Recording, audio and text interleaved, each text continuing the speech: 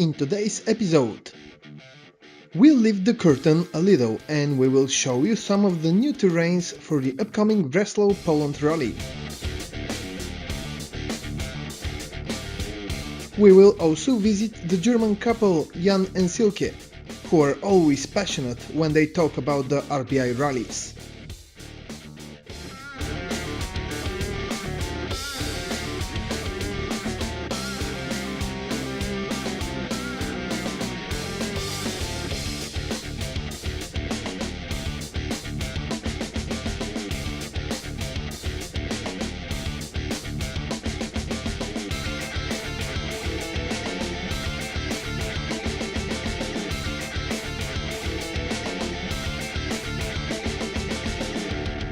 Greetings friends, we're in Poland, finally making the tracks for Breslau Poland 2017. We're in new areas, as far as you can see at the back of me. New areas, new extreme sections, new adventure. At the upcoming edition of the rally, you will drive through a mix of classic and new terrains in Poland. Today we are in the area of the second camp, and here is magnificent.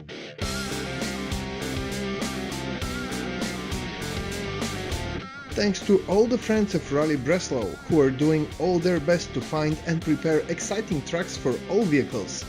We are sure you will have unforgettable memories from another edition of Breslau Rally. But we also guarantee that there will be no easy presents from us. You will need actually a lot of technical abilities to get to the final stages of Drawsko.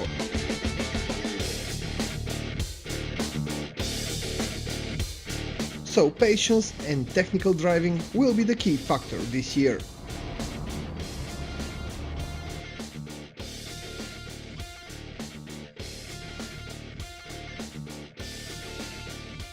We'll be more than happy to see you all here to test the new forest tracks, the new swamps, and to be in the final camp in Drawsko for the finish ceremony. We are all waiting for you there.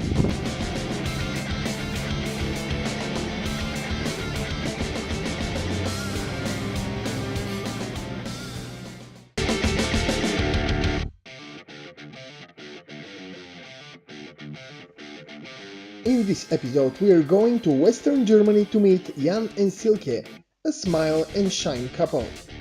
Actually they're together because of Breslau Rally, which met them years ago. Now they're one of the people that promote the event in their part of the country and can't wait the next edition of the RBI rallies. So my name is Silke Neumann. My name is Jan Neumann. And he's my husband. Yes. We are the racing couple of the Breslau. Not the only one, I guess. No, not the only one, but... I think the only one on bikes. So my first Breslau rally was in 2006 and his first Breslau rally was in 2008. Yes. He saw me at the Breslau. You can also say I met her at the Breslau in 2008 when I just entered the theater, but she can't even remember that she met me. So I gave it a try in 2009 to try to meet her again, which I was very successful in, except the case that she couldn't remember. So probably wasn't as good looking as I am today. So she ignored me for the first Breslau. Yes, I was racing behind her.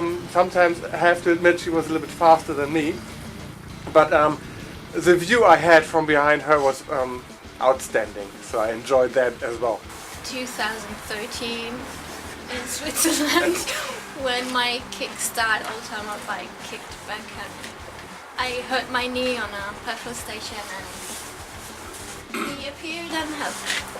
And then he said, but we have already met on Breslau Rally 2008 and 2009 and we talked to each other and you didn't know who I am. Then I realized, okay, I think he's nicer than I thought. She came to me and said, let me ask you just, you are the Jan Neumann? I said, yes, I am. After almost 6 years of ignoring me, she could remember my name. Also friendship on Facebook every time we met on Breslau. introduced myself all the time, and after 6 years she just recognized me as my name. It's very successful. It's just a huge family with the motorbikers. We know each other, we help each other. Yes. It's like a big family meeting every year, every summer. And if you just have a look at the starting list through the last 6, 7, 8 years, you will probably see a lot of names again and again and again. It's like a kind of addiction or so. I mean, like it's written in the internet and on the advertisement. It really is, and it's a community. Really another opportunity and another event like the Breslau or the Balkan Off-Road, where you really can just do what you really love most, day and a day and after a day, the next day and a day, and probably almost for 8 days in a row. You're just driving off-road with beautiful weather, with beautiful landscapes. It's a race with all kind of support you can just imagine from the organizers.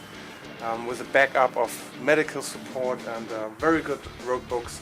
It's just a hell of a fun, even though we are not competing about the win. You enter a completely new world, like you forget all the life you have back at home, you forget about your work, your family, everything you have, so you live just that place, the rally, the bike, outdoors, the camp, off-road racing.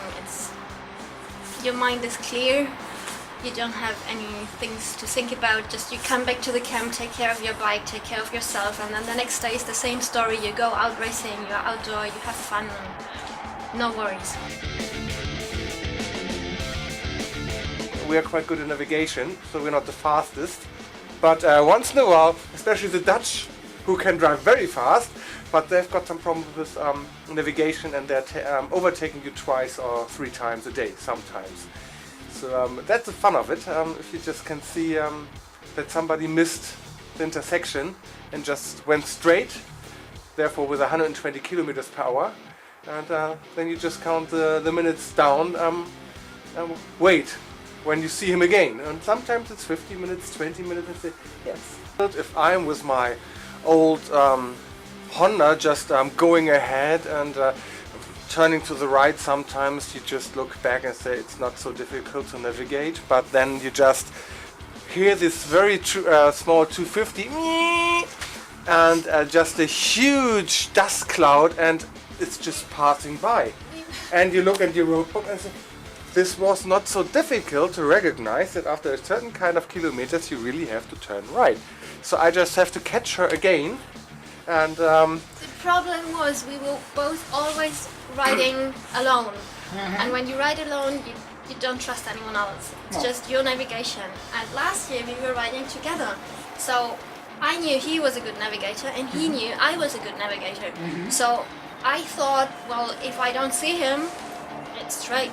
And with a small bike I was always like pushing and not navigating very well. And then sometimes he turned somewhere where we had to turn and waited for me, and I didn't see him. So I went on and he had to catch me, and we made more kilometers than any other competitors. The Breslau Rally used to be the one everyone thought it was unmakeable, like too tough, too hard, too deep the mud, too much water. But it was special, so it was fun.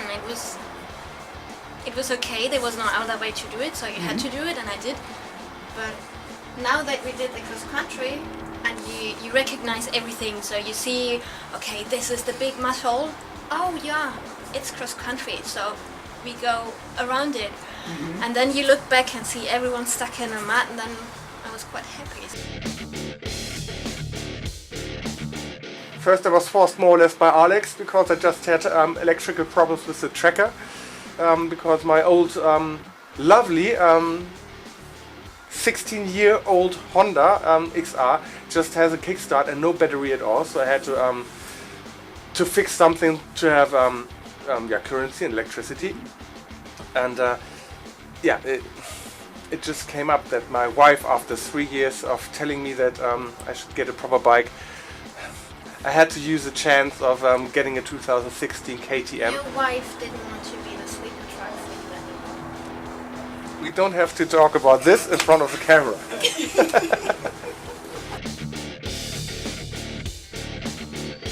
The special mix. I always say it was the most romantic thing we did last year. Riding together, full moon, 2 bikes on an open plain in Poland in the darkness. It was Quitting the stage. so romantic.